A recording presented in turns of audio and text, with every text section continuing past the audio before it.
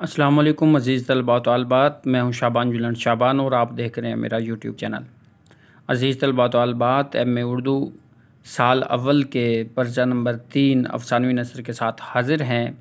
ہمارا آج کا سوال ہے، باغ و بہار کے حوالے سے میر امن کی مردانہ کردار نگاری کا جائزہ لیں۔ تو عزیز طلباء، اس کا جواب سننے سے قبل اگر آپ میرے چینل پر نئے ہیں تو میرے چینل کو سبسکرائب کر کے گھنٹی کے بٹن کو بھی دبا دیں تاکہ سب سے پہلے میری ویڈیو آپ تک پہنچ سکے۔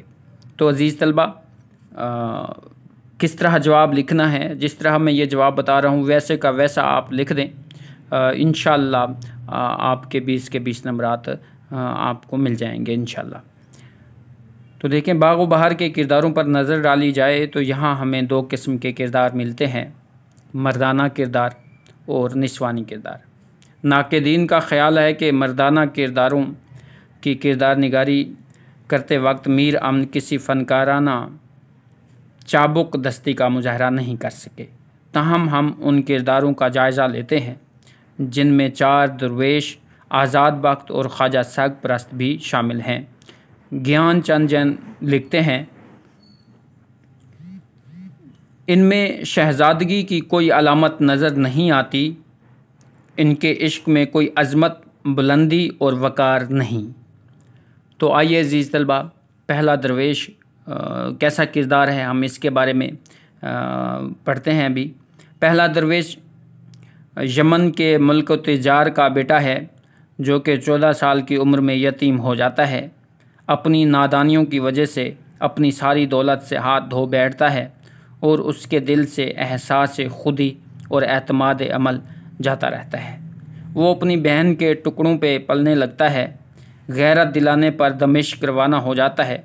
وہاں اسے ایک زخمی شہزادی ملتی ہے جس کا علاج وہ بڑی محنت سے کرتا ہے اور اس کا ہر حکم بجا لاتا ہے، لیکن وہ شہزادی اس کی پرواہ نہیں کرتی، باوجود اس کے وہ خوشامد جاری رکھتا ہے۔ دراصل خوشامد عادت بن چکی ہے، اس کے علاوہ مستقل مزاجی کی خوبی سے محروم ہے۔ یوسف سوداگر سے جلد متاثر ہو جاتا ہے، اس کے عشق میں چھچھورا پن ہے۔ مختصر یہ کہ پہلے درویش کے کردار میں مردانگی نام کی کوئی چیز نہیں، بودا سا کردار ہے جو فرما برداری، عجز و انکساری اور خوش آمدی فطرت کے باوجود بھی دوسروں کو متاثر کرنے کے اہل نہیں۔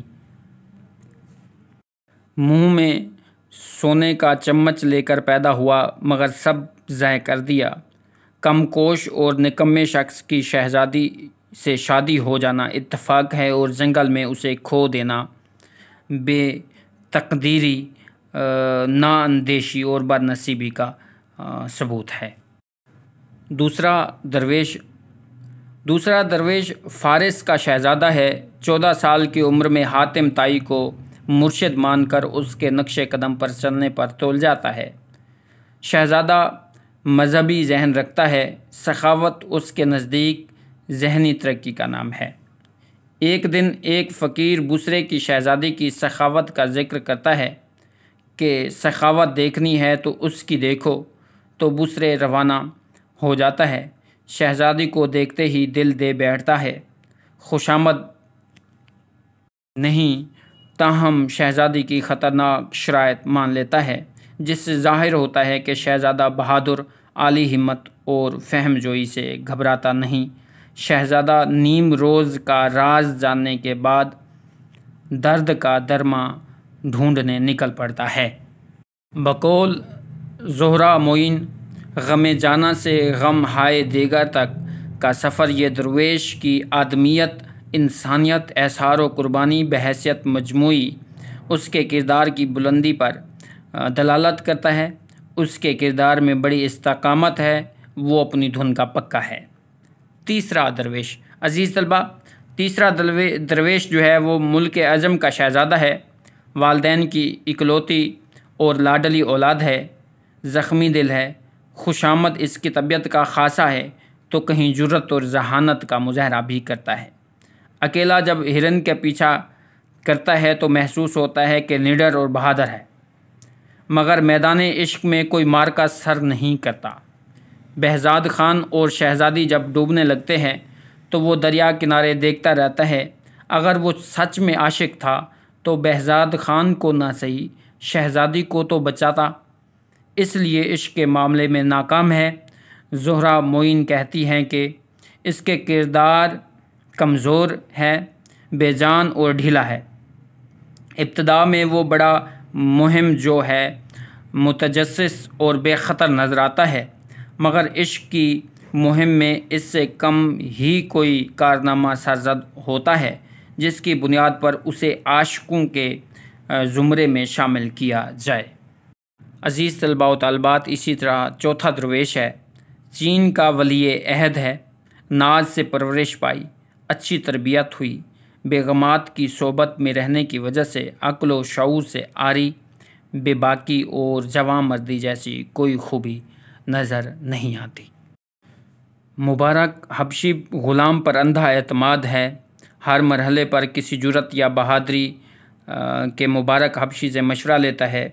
شکی مزاج اس حد درجہ ہے کہ اپنے جان نثار کرنے والے غلام پر شک کرنے سے رہ نہیں سکتا۔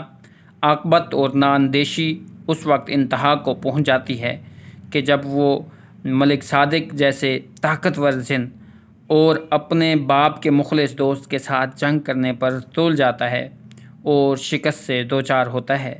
مختصراً یہ کہا جا سکتا ہے کہ چوتھے درویش کی نکیل مبارک حبشی کے ہاتھ میں ہے، جو اس کا واحد سہارا اور سایہ ہے۔ اسی طرح عزیز طلباء و طالبات، بادشاہ آزاد بخت ہے، تو بادشاہ آزاد بخت جو ہے وہ روم کی سلطنت کا تنہا وارث ہے، دنیا کی ہر سہولت اور آسائش میسر ہے، وہ نیک، عبادت گزار اور سخی ہے، ان سب کے باوجود اولاد کی نعمت سے محروم ہے۔ 40 سال کی عمر میں اقتدار و اختیار چھوڑ کر گوشہ نشینی اختیار کرتا ہے۔